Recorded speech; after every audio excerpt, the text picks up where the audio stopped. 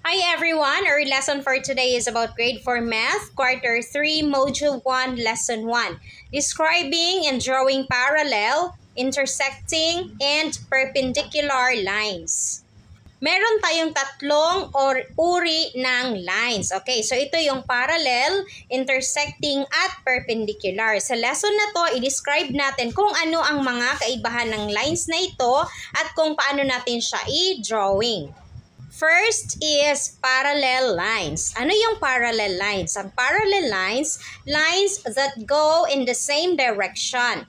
They do not meet at a common point when extended. They always go together. Okay, so si parallel lines daw is pareho sila ng direction. Okay? Pagkatapos, hindi sila mag-meet or mag-cross ang kanilang line.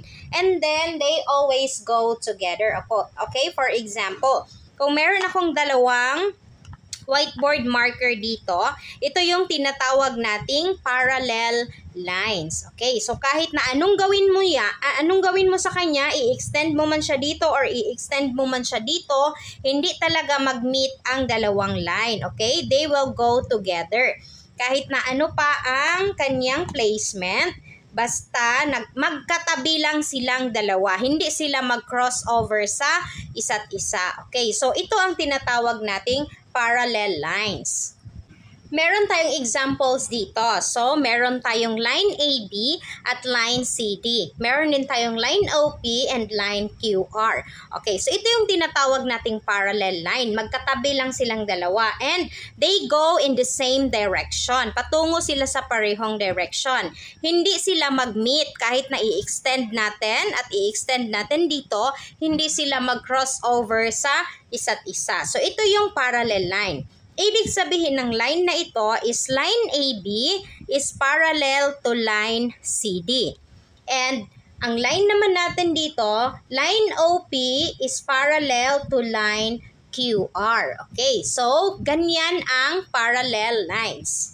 Iba pang example ng mga parallel lines sa totoong buhay natin. Okay, so itong ating mga linya sa ating notebook. So ang mga lines dito sa ating notebook, kahit na i-extend mo pa yan siya, i-extend, hindi talaga sila mag-meet. So mag-go together lang sila na magkatabi. Okay, so ito yung examples natin sa parallel lines. Meron din tayong iba pang mga examples.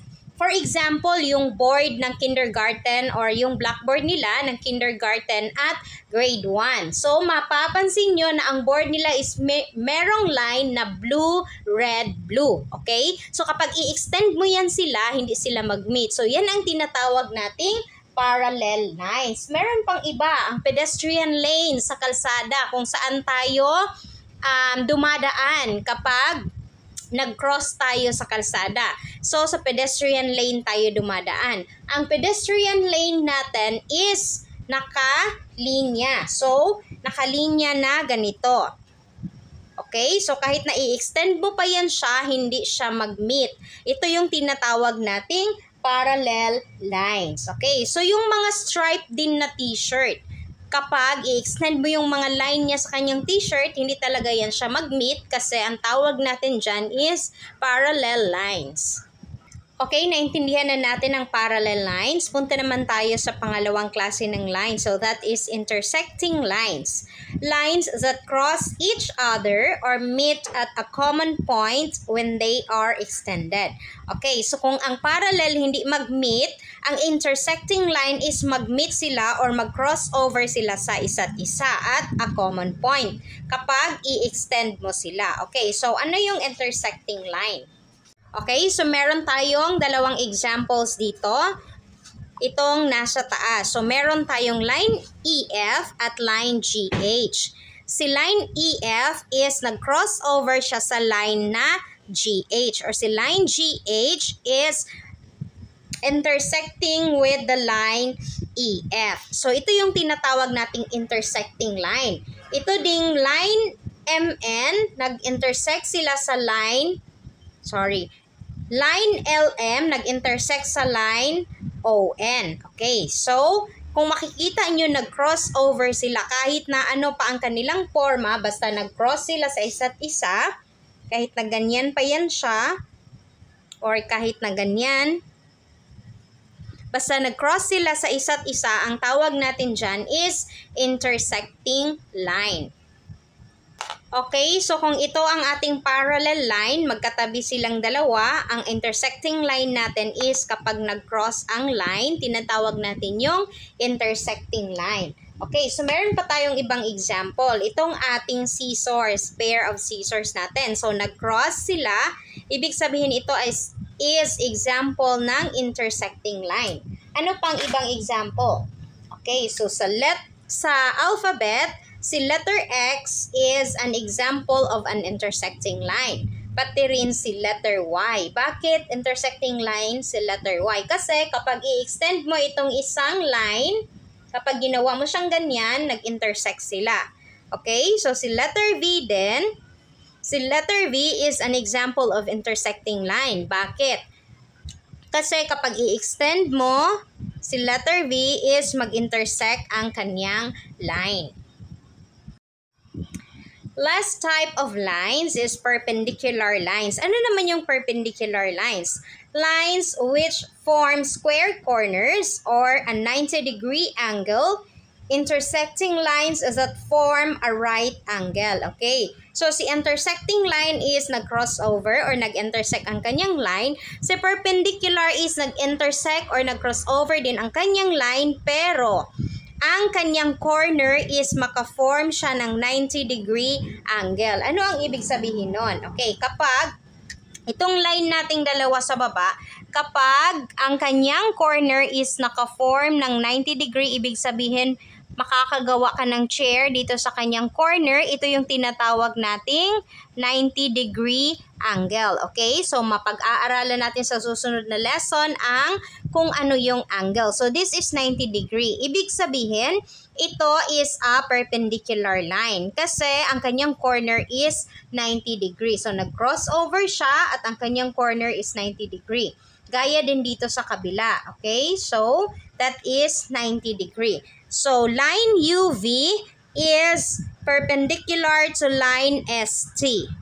At dito naman sa kabila, line AB is perpendicular to line CD. Okay, so si perpendicular, hindi siya pwedeng maging intersecting. Pero, kasi dapat 90 degree. Pero si intersecting is pwedeng maging perpendicular. Kasi si perpendicular is nag-intersect ang kanyang line. In real life, ano yung mga examples ng perpendicular line? Yung may letter L, okay? So, yung letter L is an example of a perpendicular line. Bakit? Kasi, yung big letter L ha, kasi ang kanyang corner is maka-form siya ng 90 degree. Kasi kapag i-extend mo yan siya, diba? Straight line. Kapag i-extend mo ang kanyang line, maka-form siya ng 90 degree. Okay, so ano pa? Letter T. Letter T sa ating alphabet is a perpendicular line kasi 90 degree ang kanyang corner. At kapag i-extend mo yan siya, so maka-form siya ng 90 degree. Ano pa yung mga examples? Ang corners ng ating table. So, ang corners ng tables, kapag i-extend mo yan siya, maka-form tayo ng 90 degree. At corners din ng ating notebook. For example, ito yung ating notebook. Kapag i-extend mo ang line ng ating notebook, ito dito, so dito ang kanyang line at dito. Kapag i-extend mo yan siya, maka-form siya ng 90 degree na angle. Okay, so ang pangit ng eraser ko. So naintindihan na natin kung ano ang parallel, intersecting at perpendicular. Again, a-review natin, ang parallel is they will go together. Hindi sila mag-meet at some point sa kanilang mga buhay-buhay. So, hindi talaga sila mag-meet. Magkatabi lang talaga silang dalawa kahit na i-extend mo pa ang kanilang line. And then, intersecting is mag-crossover sa isa't isa. Ito yung intersecting line natin. And then, ang ating perpendicular line naman is mag-cross sila sa isa't isa pero 90 degree ang kanyang angle. Okay? So, makagawa ka ng chair dito sa iyong angle. So, ito ang kaibahan nilang tatlo. That's all for today's video, guys. Sana may natutunan kayo sa ating lesson for today. See you in our next lesson. Bye, guys!